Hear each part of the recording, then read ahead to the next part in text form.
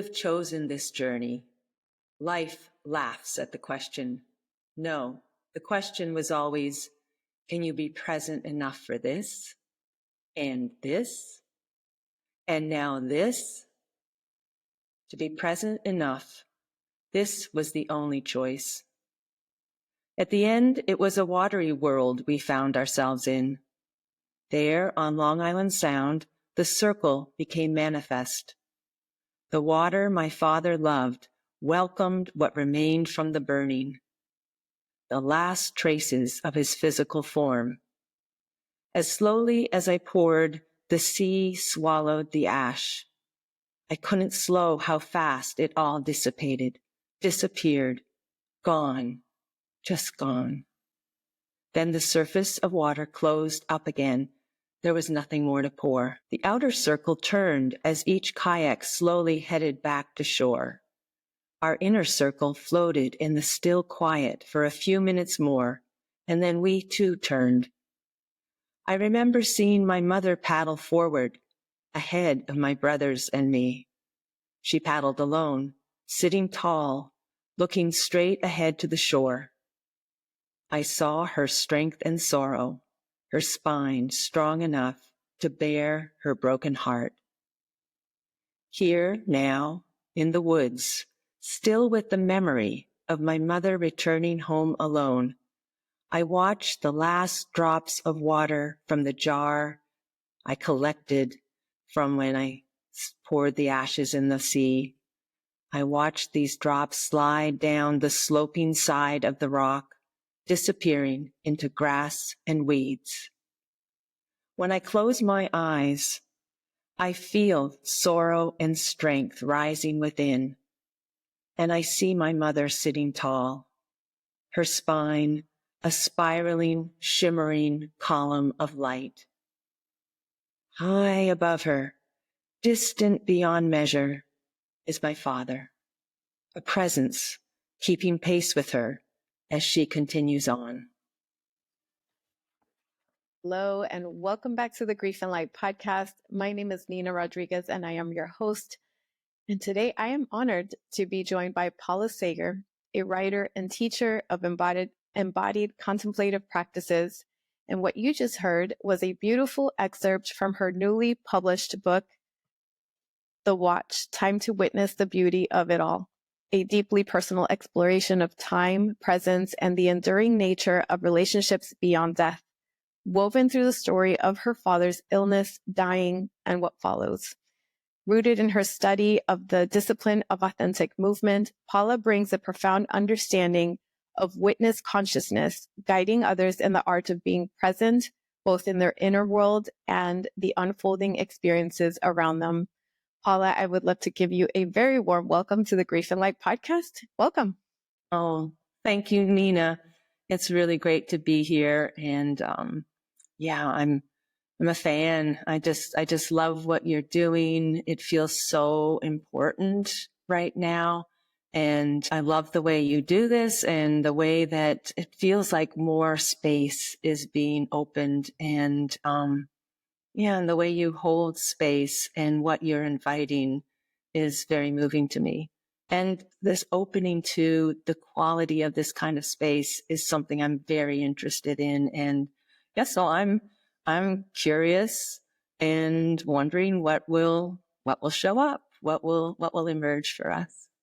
Thank you so much for your kind words. And likewise, I feel like, delving into The Watch was a gaze into your inner world and also into a very authentic experience of losing somebody so near and dear. And these stories, I agree, need that space to be told in whatever form they come up, whether it's like this, like in our conversation in the podcast, or holding private spaces in person, or the books. And I just love every iteration of all of this. So thank you so much, first of all, for being you and for writing The Watch. It was such a nice read and a very authentic exploration of those very hard moments in life of letting go of people we love and them letting go of this life they loved. So before we delve into all of that and get to know more of your story, mindfulness is something that you focus on quite a bit in your book. And I'd like to start with a moment of mindfulness by asking, how is your heart today? Thank you. Yeah. Well, let me take a moment to just be with your invitation. Yeah, my heart feels a little tender. Yeah, my heart feels a little tender as we, yeah, and I'm aware that this tenderness is, of course, it's familiar to me in relationship just to all the different emotions in relation to my own father or my own losses. It's also tender in relation to what we were saying about this space that you open up, and knowing you have your own experiences with grief, and people listening too. So yeah, that tenderness is that opening to and welcoming, the what's more than mine. Thank you. And tender hearts are always welcome here. I always say this is the space for where all of your fullness is welcome here.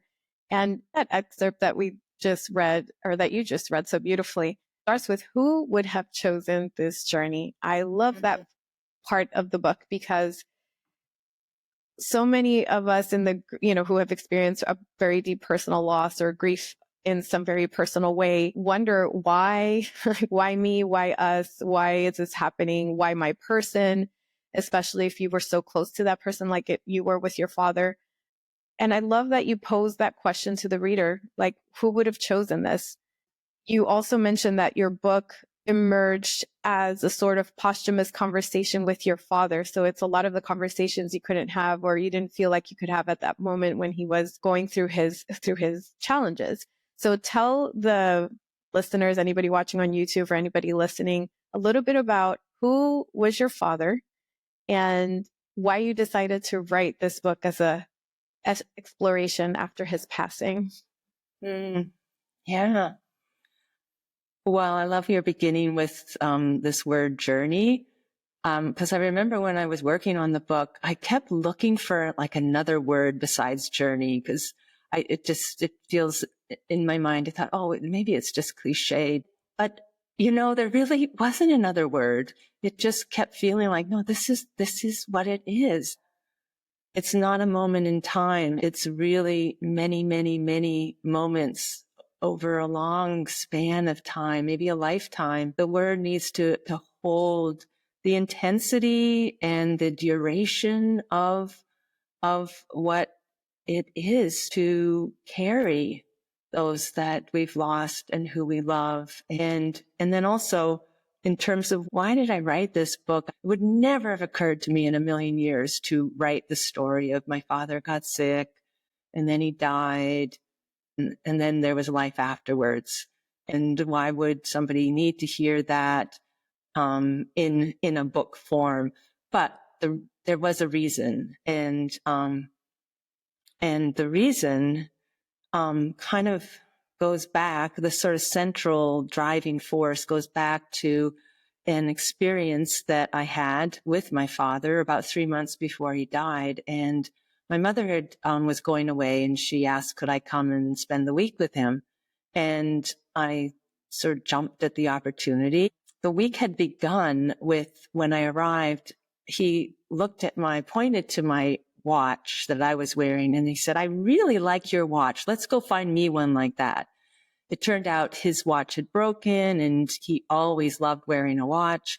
And so he, and there never had been time for him to be able to get another watch. And as I say in the book, his time was no longer his time. And it was all caught up with medical appointments and just dependence on others. So off we went to the mall. We found a watch. I knew it wasn't quite what he wanted, but we kind of decided it was good enough. So anyway, about halfway through the week, we're sitting outside in his backyard, and we're looking out at Long Island Sound where he lived, and I can feel him looking at my wrist. And I look over, and he says, I really like your watch. And it just kind of came into my mind. It was like just a spontaneous, oh, well, let's trade. And I remember so vividly that experience of like taking my watch off and helping him get his watch off and putting my watch on his wrist and putting his watch on my wrist. And it was completely, there was no, we weren't talking, it was unspoken. And I really felt like I was in some kind of ritual, like we were making a pact, and I really truly had no idea. I felt like, what am I agreeing to? I don't know. And, so, and then, because then we just went on with like looking out of the clouds and, when is the tide coming in or is it going out? And so, I didn't think that much about it, except just that now I'm wearing his watch and he's wearing mine. And then, so the 3 months pass and he's at home when he died, which we're so grateful. I was able to be there. My 3 brothers were there and my mother was there when he died. And, I remember there was a moment when I was in the room with his body and I just suddenly realized, he's still wearing my watch. So and it felt like kind of, again, a heightened moment where I'm taking my watch off of him and I'm putting it back on me. So then about a week later, I was back home and then here's where it really became mysterious, because I woke up one morning and I went to put my watch on and I looked down and the 6 was gone. And it was such a shocking moment. What? And then over the next few days, like another hand would fall off and then another number. And then one night, it kept going though. And then one night, it stopped. In the morning, I picked it up and it wasn't going. And that was another moment of I remember feeling this kind of being dropped into something of deep unknown. And this stopping was almost an embodiment of my father's life ending. And I just was like, all these questions were starting to emerge. Some of them I didn't even have words yet, but I could feel that time didn't stop. I could feel time continues. And so I just was like, okay, your life ended, but something continues, and lots of questions about what happens to our relationship now. And then a kind of a question, just because it's the object through which this exchange has been happening with me and my father is a watch. And the question of what do I need to learn about time? What does time have to do with my grief? And so, and these are all not questions that I can get to. I can't think my way to answers. They were questions I had to live into. And there's a certain way in which we don't have a choice. It's maybe that thing about the journey. It's not something we choose. Our life just continues. It somehow did become a way to have a further conversation with my father in a way that wasn't possible, that we couldn't get at the mystery of all of this when he was alive. Well, you did it beautifully. And yes, the watch is so symbolic. And even in the cover, if you're watching on YouTube, the cover has the face of a watch with the numbers falling out. And it's something you experience quite literally. I love how you said that initial moment when you just, authentically handed over your watch to your father, but it also in that moment felt like you were agreeing to something deeper that maybe wasn't evident in that particular moment, but you just have that knowing. And if you're listening, you can resonate with this, especially if you have somebody who has experienced an illness that has changed their ability to live life fully, or a major life change, unfortunately, your father experienced the cancer diagnosis and the treatments and the ways in which life changed him personally and everybody around him, his family, after that. And I also love the concept of the watch is not just personal to you, and it's not just about, these interesting synchronicities of it, the numbers falling off, and then it ultimately stopping and being symbolic for your father's passing. but it's also this invitation to look at timelessness, at the concept of timelessness. You lean into the question so beautifully. And I always say that grief kind of thrusts us into this weird in between where we're human and we're living our full human life. And we're also very attuned to that unseen and unknown world. And it opens us up to that unseen and unknown world, whatever that looks like to each person. And so this book almost feels like living in that in between during his diagnosis, when he passes, and after. And how do we even do that when we don't have the words?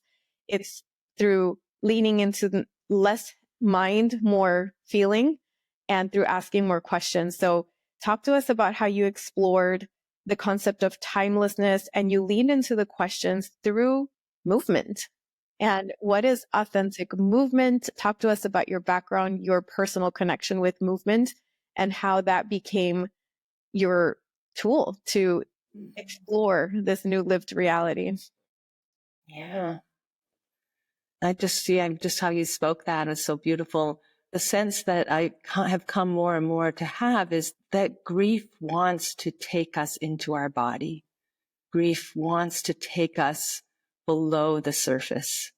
Just the way you really beautifully named this kind of living between worlds, going to the grocery store, getting kids off to school, and supporting our mothers or just and meanwhile there's a whole inner process going on within us. And I guess this is a bit of an aside, but I do feel it's also at the crux of why it can feel so challenging is that there really is very little support in our sort of highly institutionalized, our very consumer-driven culture for the inward turn, for taking time to close our eyes and feel just like what you asked me to do, what's here in your heart, or like what the question I would ask in this practice of authentic movement is, what's happening in my body? Is there an impulse that wants to move? And that giving that little space and time to pay attention, so that whole process, that cultivating of our attention in a way that has a quality of inner listening, that has a kind of a openness and patience and curiosity. That's what I've learned through this practice of authentic movement, in which my teacher, Janet Adler, is the one who really began to explore the relationship between the role of a mover and a witness. And that came out of all these questions she had in relationship to the part of us that has experience, that where there's constantly experience happening within us, especially because we are physical beings through our senses, through our emotions, through our movement and our actions. And then there's the part of us that is aware of the experience. So one of the things I love is this kind of very elegant way of teasing those apart and saying, okay, let's have two roles. You be the mover and you be the witness. If the witness holds the space, the witness has their eyes open, holding the space and giving permission, inviting the one who is the mover to not have to keep track of time, to not have to close their eyes. The mover moves with their eyes closed. So really closing out the visual world and opening to the inner realm. And another thing I love about this practice is that we spoke about there being no choice, but there is choice too. And the cultivating of a discernment practice around choice. We don't have to follow whatever arises. There could be any number of reasons why something just feels too much. And I, don't want to go there. And that feels really important, that it's really the developing of our own, of coming into a more intimate relationship with ourselves in terms of knowing ourselves and what feels right moment by moment. And it's my understanding that you had this practice developed prior to your father getting ill. So tell us about your background with dance, how you became acquainted with the late Janet Adler. And I understand it's worth mentioning that unfortunately she passed, but there was a sweet coincidence between her passing on February 20th of this year, correct? No, actually, she died in July of 23. Okay. But it's February 20th is her birthday. That's what it was. I was like, I know there's something with February 20th. Thank you. So the book, The Watch, was released on February 20th, which happens to be Janet's birthday. So talk to us about your personal relationship with movement, dance, the discipline of authentic movement. And I made a note to mention the Alexander technique, which comes up quite a bit throughout the book. So if you don't mind, just, a high level overview, of course. I was a child who loved to move. And I remember when I was very young, my parents recognized it in different ways. And I really loved just the freedom of childhood dance when it's more creative. And I was not someone who studied ballet. That would have been a whole different interesting path, but it wasn't my path. Dance was just something that kind of felt very native to me. But then when I was going through high school, I wasn't dancing at all. I was very involved in sports, but it was still that sense of being very at home in my body moving and in kind of interesting, purposeful ways of sports and games. And so and then when I was in college, I found my way back into dance and ended up being a dance major and doing some professional dancing after that. And then I had a very serious knee injury that really I had to go through a big rehab and it took about 9 months, almost a year before I could dance again. So that was one of those things that changed the direction that you thought you were going. And so for me, what it did was it opened up some pathways in relationship to body work and learning about the whole still young field of somatics, and as a way really to find ways to support myself in being able to do the kind of movement things I wanted to do. And it was interesting to realize that I had been so into the body experience of dance and movement. But then after the injury, I realized I was not in my body in the way of really experiencing myself in my body.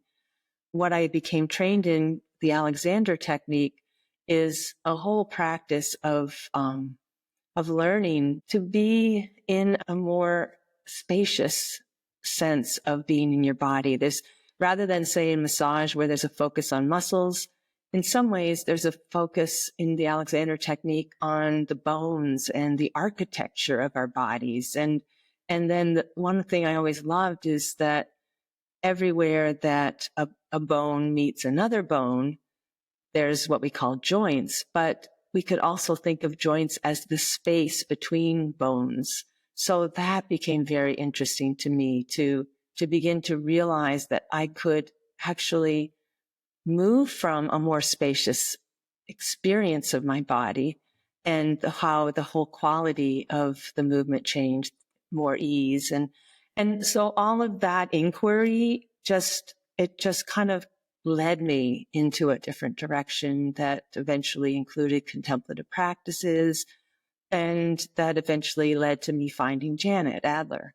Thank you for that. And I know that's a high level overview of a practice that one has to cultivate, but I bring it up because if you've listened to my podcast before, you know that I was so surprised to realize grief was physical in nature. You know, it's many things, but it's very physical, and it's a very physical experience. And that catches people off guard. Whenever I have conversations with grievers, especially the newly bereaved, they are surprised. And I've heard people say, you know, I think this grief is now making me ill. And I think now I have chronic illness and now I don't have the energy levels. I feel so disconnected from my life. And this is such a common sentiment that surprises people, especially with a very personal loss.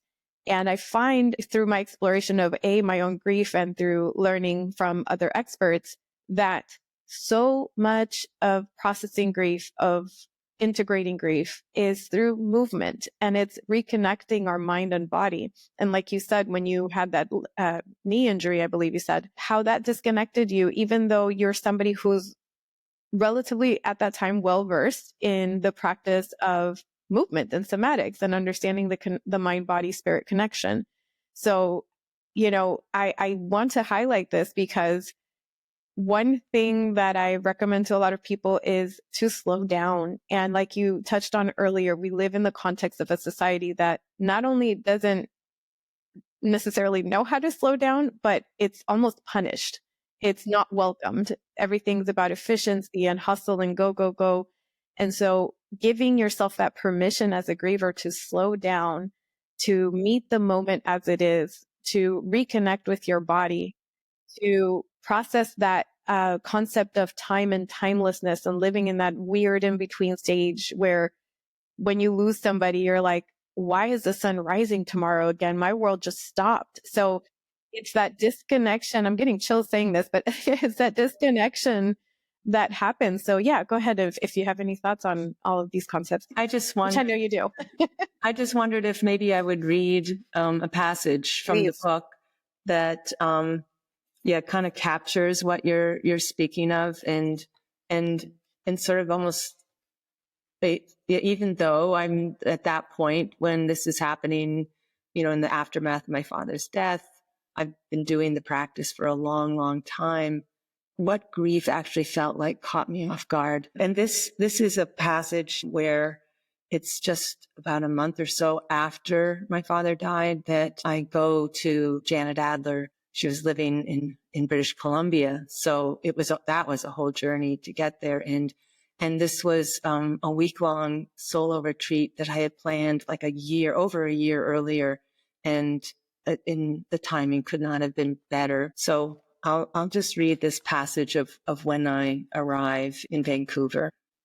I'm flying to British Columbia to spend a week deepening my study of the discipline of authentic movement with Janet Adler. After the long journey west, I pick up a rental car at Vancouver Airport, stop to buy 5 days worth of groceries, and make my way to Stanley Park. I find a place to park that faces the harbor. Water and fog, one undifferentiated wall of gray. Slow drops of rain are falling from the branches of a towering fir tree. Everything is falling slowly in my world as I feel raw, deep, lonely sorrow. I did not know grief could be so heavy, so wordless. It takes a long time to do something simple like turn the key in the ignition. But once the engine starts, I know the next thing to do is drive. I love the way that you explore something that most people would take for granted because you've developed your sense of the observer. So much of the experience of grief is becoming that observer, almost seeing our life as third person perspective, and learning how to create space around that, learning how to embrace those joints, that space in between, those moments in between, in a very physical sense, in an emotional sense, and in a spiritual sense, can be key to navigating grief. So if we're talking to a griever, a newly bereaved person who may be experiencing those somatic symptoms of my shoulders hurt, my lower back hurt, my life feels so heavy, my body feels heavy. What would you say to that person in terms of movement? A wonderful question. When we're in a place of suffering and feeling grief intensely, and feeling whether just like the confusion of what do I do or how do I find my way in the middle of, I've got a life to live. First of all, just that, giving yourself permission to take a few moments. For me, it often would be, I'd just like close my eyes and like, what do I need to do? And I can't tell you how many times what I needed to do was just lie on the floor. I just needed to go with that sense of the weight. And then I could actually begin to feel what was true. Oh, yes, this feels so heavy. I feel so tired. And then to open up, okay, well, what can support me in this moment? Oh, the floor.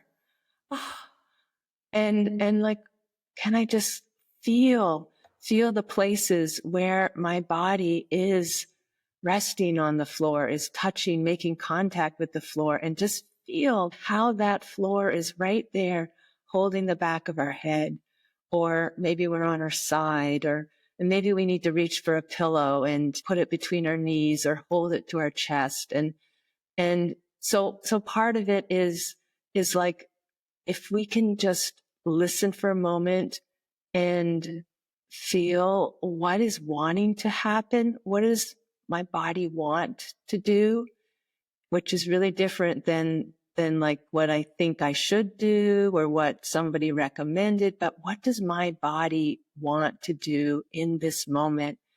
And then, like, what happens if I follow this? If I let my body do what it wants to do, then you're in experience. You are in your own experience. And you can just keep paying attention.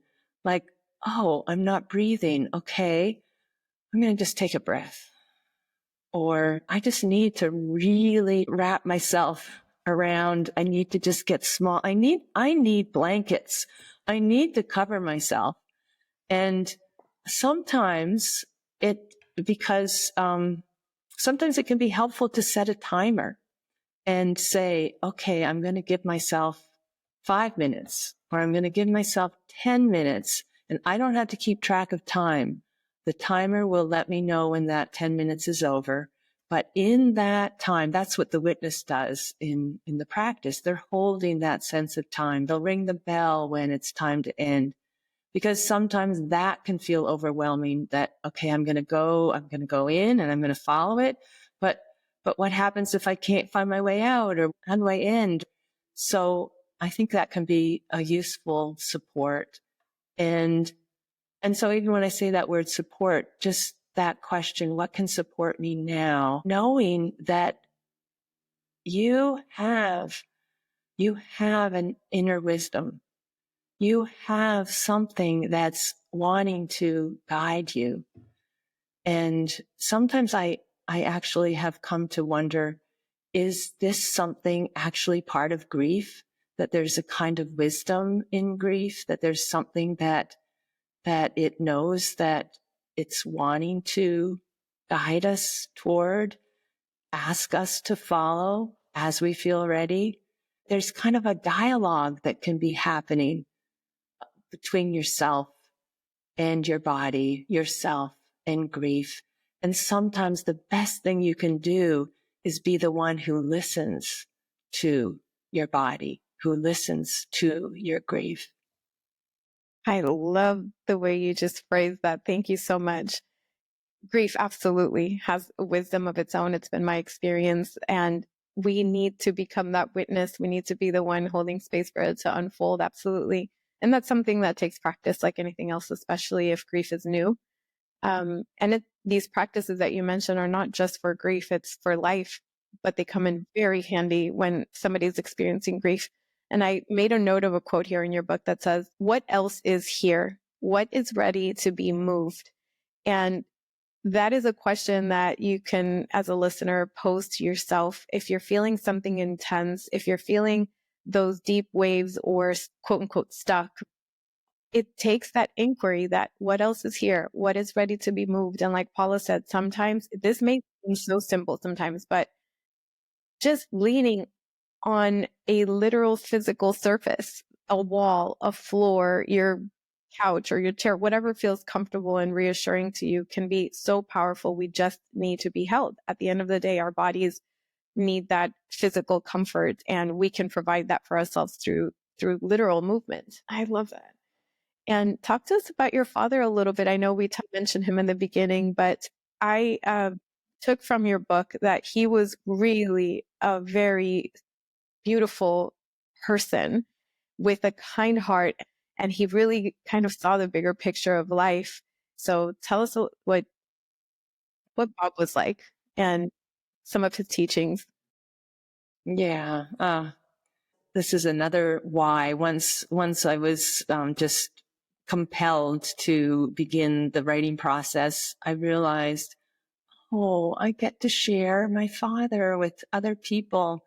And he was somebody who, he just had a kind of a very authentic way of being, and very authentic way of relating to people. And one of the things as I began to write was sort of realizing, wow, all these practices I've done for all these years, there's some way he just sort of naturally, he had that, or it wasn't anything that he ever was moved to inquire about or to study, because somehow it was very just in his nature.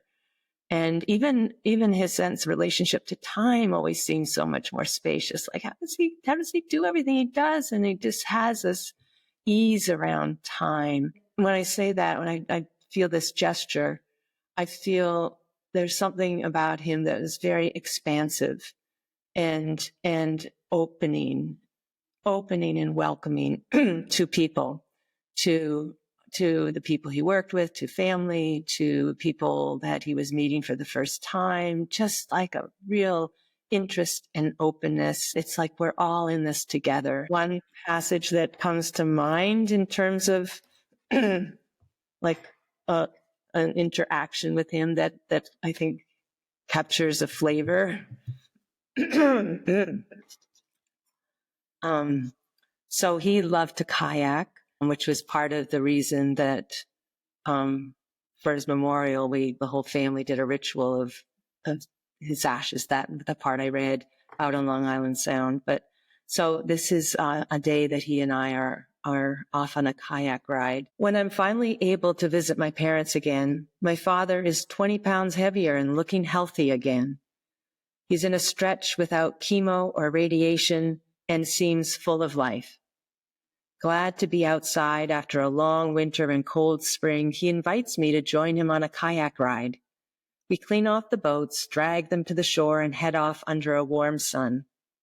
In a nearby marsh cove, we drift, staring up at a tree filled with egrets and gazing at the tall grasses along the shore. I lean back and let the kayak support me. I relax into a watery sense of time, moving languidly forward, backward in circles. The air feels thick with green foliage, with the soft rays of sun, with life and growth. Time floating, time dissolving, time absorbing into light. An egret lets out a call, launches from the tree, glides through the air over our heads, then circles back to a higher branch. I rouse from my reverie, and we slowly make our way through the cove back toward Long Island Sound. My father looks strong as he paddles beneath the clear blue sky. A steady roll of waves flows under our kayaks, rocking us gently from side to side. It's odd to feel waves on such a calm day, especially since there are no boats anywhere in sight. I call out, "Where are the waves coming from?" He calls back, "These are the waves of yesterday's wind." We keep paddling, his words echoing, "The waves of yesterday's wind?" Like it was a matter of fact. It may well be, but to me, it sounds like poetry with a little science and philosophy thrown in. Had he just made it up? It didn't matter. It was in my mind now, along with the breeze and the quiet cries of gulls and the rhythm of my arms drawing figure eights with the paddle. I imagine the wind of a day ago, somewhere far out on the sea, setting these waves in motion, and I wonder, just what is traveling through water across distance and time? Yesterday's wind and more. For my father, nature is alive with meaningful purpose. We are not here for exercise, though that's part of it. We are here to revel in the day. That's beautiful. Thank you. We are here to revel in the day. that's what presence feels like. When you read that, it's just being really present to the moment, to everything that is. And your father, I remember a lot of parts throughout the book that he is a natural poet. He has that gift of noticing life for what it really is and the value of each moment. And I thought that was such a beautiful example. I also love that you bonded over kayaking as well, which I shared with you that it's also something that I bonded with my brother over. We had some really fun memories that way. There's some very special moments that involve the kayaking scene throughout the book, and some are sweet and some are bittersweet. And so I'll leave the mystery, for the readers to explore that aspect of it. But writing a book and reading is a form of witnessing. So what was it like for you to hold space for both yourself, your grief as a writer, and then being the one written about as well, because you're in the book as well. So everything's from your perspective. What was that experience like? In some way, there was some energy that it, for me, kind of came from that exchange of the watches, that I was aware I need to stay close to this. I need to stay close to that energy. At a certain point, I became aware that it had transferred into the book, into the whole process of writing the book, and the way that it really became just such a powerful way to enter memories. There's a number of places in the book where I use my contemplative practices, sometimes my movement, and sometimes more of a kind of meditative, reflective practice in relationship to things like photographs or the watch itself, and that's something that I feel is also a gift of contemplative practices and mindfulness, is that we can bring our attention in a way to anything that opens up a kind of inquiry, an inner process within us. And so there was, even though the book there's a chronology that moves along, the narrative, there's a lot of places of just kind of like dropping down through an experience, kind of going that way of going under the surface of the narrative. Again, I love how we're talking about this, like that's something that wants to be more known. And it's so interesting how the language for that can come in a way that's quite different from our kind of thinking ways, of our more analytical ways of talking or figuring something out or trying to understand something. And maybe that's a little where, like what you mentioned, the poetry comes from, is and that was a part I really loved about the book, and just the fact that it kept me feeling close to my father. I remember feeling some kind of surfacing of grief, and like when the book was done, and is this going to be the end of feeling this vibrant connection with him? I sometimes just had this feeling of him kind of hovering near, mostly with just a lot of encouragement and just this sort of subtle affirmation about, yeah, keep going. And which was important, because I did have times where I wondered, is this okay that I am sharing such a personal story? I really had to keep listening within myself, and again, a discernment practice of what of all of everything that happened is what I need to share, or is part of what the watch was wanting to become. I love that evolution and that personal journey of having to decide, how do we tell the story, from which perspective, and how many details, right? And what is true ultimately, because I would imagine when you're writing, obviously it's from your perspective and you try to do justice to the vastness of whatever it is that you're focusing on. But at the end of the day, their voice is not there to confirm or to say, yes, I agree, or yes, I would love it, or yes, I remember it this way. As a writer, what did you tap into? How did you decide, yes, the way I'm going to present it, this is what's going to stay in the book to make it complete for the watch? Yeah. I love you saying, is this true? That that feels like a guiding question. And I think if we ask it from a place of open and intentional listening, we'll know. We'll know from a kind of felt sense of like, that's not quite it, or maybe there's something missing. Maybe I need to just be with this a little more, or, oh no, that's not right to include. That just doesn't feel, there's a certain way that this is another gift of listening within. I think really in our body sensibility, what develops as we cultivate our body awareness is a clearer access to our intuition. And learning to trust our intuition, I feel, is just so important.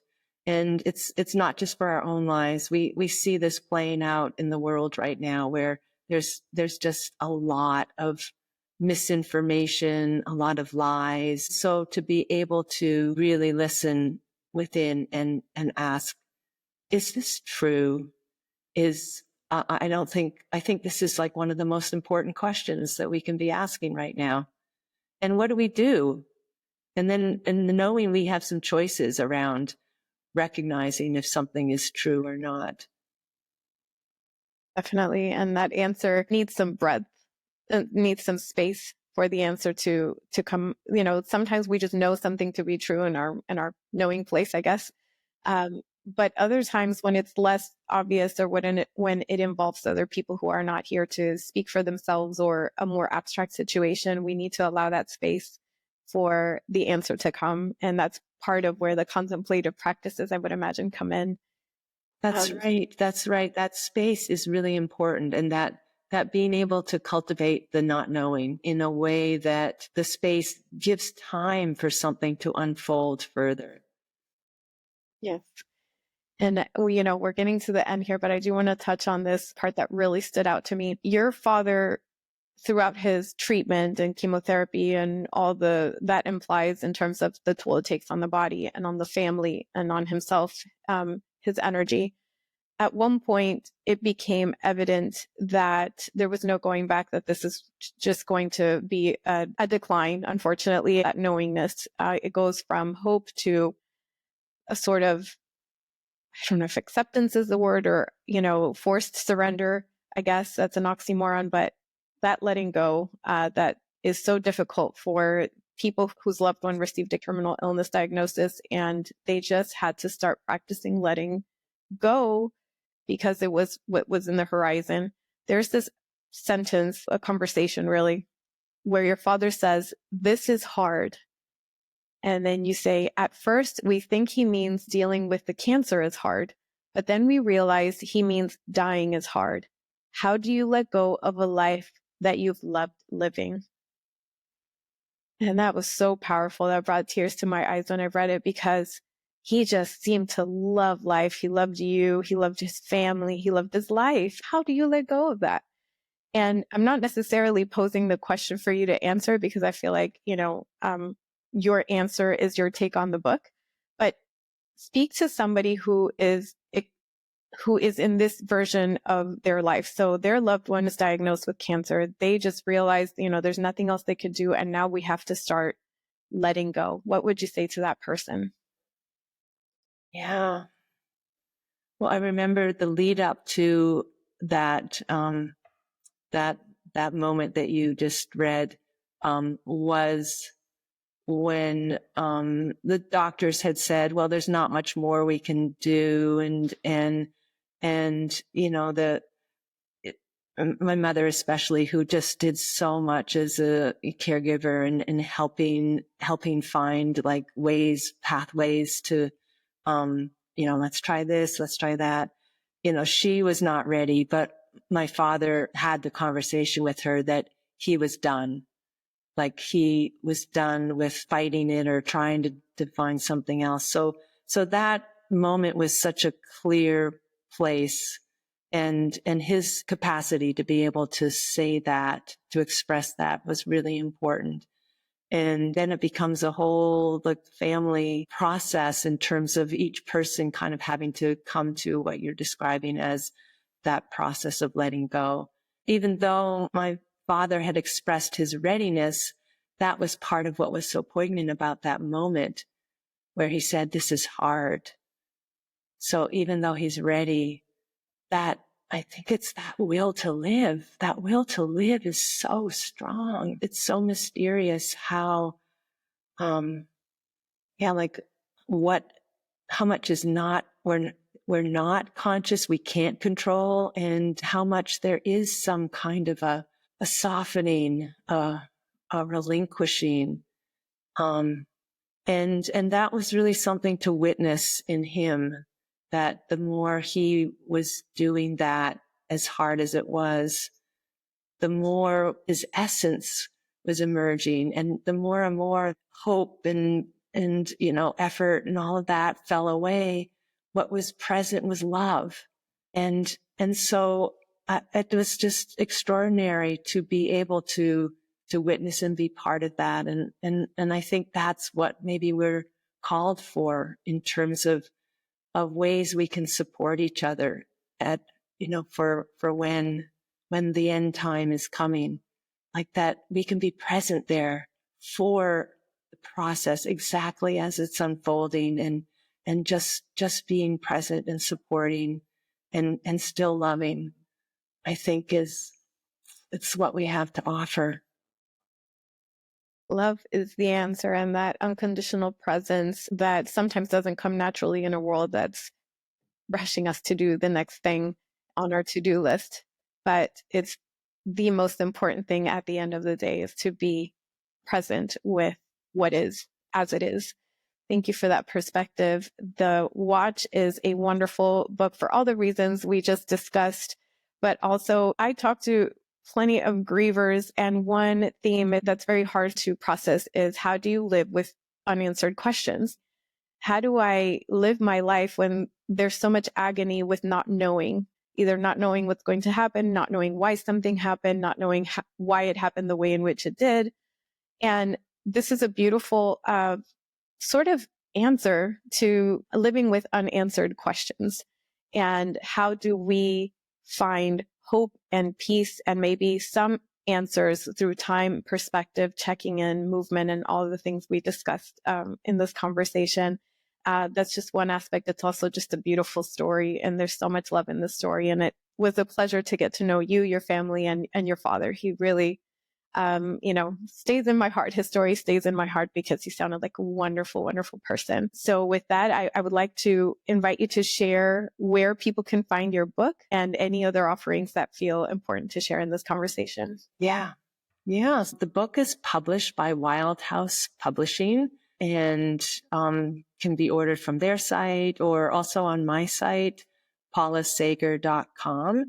And and it's just been 3 weeks that it's been out. And so I'm at the beginning of going around to bookstores and really just having conversations with people. Really, that's been a part that I've been looking forward to, is being able to share and hear other people's experiences in relationship, especially to some of these more mysterious aspects of what it means to be human beings with each other, and the way sometimes things that we really can't explain happen, and we have these feelings of like a feeling connected, or feeling our loved one's presence, or the bird that comes and lands. And I think I remember you saying something about cardinals or two red or something. Yes. Birds have been very significant in my own grief journey. And it reminded me of that story at the end of the book where you had that experience with a bird. I'll leave it up to you to share that experience. Wow. It was sort of a mystical experience that the entire family experienced after the father's passing. Yeah. And this was a place that I really wrestled with. Is this mine to share? Like, obviously for me, the watch felt like it was mine to share because it landed in my hands. this was something that kind of landed in the lap of my whole family, and which actually feels like a kind of an interesting place that the book ends. It's that moving from the individual experience to the collective experience, or to what we might share as experience, and with each person having their whole own actual experience. But anyway, it's what I will say is that after we came back from the kayaks, scattering my father's ashes, we began to all go on with our days and with the day. And one of my brothers and some of the cousins were down on the beach pulling up the kayaks to take back to a bunch of neighbors had lent us kayaks. And so anyway, I'm upstairs and I look out the window and I see there's this very large swan coming from the exact place where we had scattered my father's ashes, and just on like this beeline toward the shore. And my daughter Molly and I were upstairs, and we went running down the stairs and down to the beach, and my brother, everyone was running from all directions. Like it was like something very odd. And then this one just kept coming, and it walked right up onto the beach, and it stood there. And my whole family, most of us were just there in this long kind of arcing line, and it just looked at each one of us all the way down. And then it just was still. And this was the mystical moment or like that kind of a moment where like everything's still and silent, and there's a quality of light. And then it turned around and it started back to the water. And right before it began paddling, its back feathers waved like this. And we thought, oh, he's saying goodbye. I don't know. That's what I thought. But instead, no, he was like kerplop. There were just like a little deposit, which then everyone was laughing. Off the swan went and back, disappeared back. I mean, so what I wanted to read, this is right near the end of the book. As the years go by, I occasionally ask members of my family what they remember of this uncanny visitation. Inevitably, the details vary, but the memories usually include such qualities of the numinous as light, stillness, silence, timelessness, and the swan's more than swan presence. None of us imagined this majestic bird was literally Bob, and yet this extraordinary moment was filled with his presence. This memory lives within me as an affirmation. All earthly beings are participating in something real, vastly larger, and more intertwined than any of us can fathom. The unit of experience with my family and the swan tells me that we are each immeasurably more than our personal story. We are woven. Beautiful. Thank you for sharing that. That was a very powerful experience and a beautiful way to lean into the mysticism of life that feels so real. And grievers have experienced this. When you lose somebody, there are things that happen that we can't explain, but they make us pause. And that alone is enough. We don't need the proof. We just know that if it made us pause and it felt like a point of connection, so it is. And I thought that was very beautiful. I thank you for including it in the book. It was very special and a perfect way to kind of end it. So thank you for that. Thank you for putting your heart and soul into the watch. And I will link everything in the show notes. Is there something that you'd like to share to consider the conversation complete before we end here? If I could just read one more thing, it's just one of the things that, because I wanted to create space for the reader to have their own experiences, I have a little verse at the end of each chapter that's an invitation for anybody that wants. But this is the last one. Here I am, here you are, here we are. the same, different, still changing within the timelessness of life evolving. Give it some room to breathe. Thank you so much, Paula. As a final question, what would Paula today say to Paula after your father's passing? Oh, it's so funny. The subtitle comes to mind, which comes from a phrase my father used to say, that's the beauty of it. And so it's something about that even, it has to do with your podcast being called Grief and Light, that within what feels so dark, there can be so much light. It can open us to something, to a much greater sense of who we are and why we're here, and just the simple ways that we can be present enough for just some of the little details. That's it. That's all we need to do. And something that the thing that wants to evolve within us, that's how it gets to do it, as we just pay attention to some of the little things that happen. Thank you so much, Paula. It has been an absolute honor. Thank you. Thank you, Nina.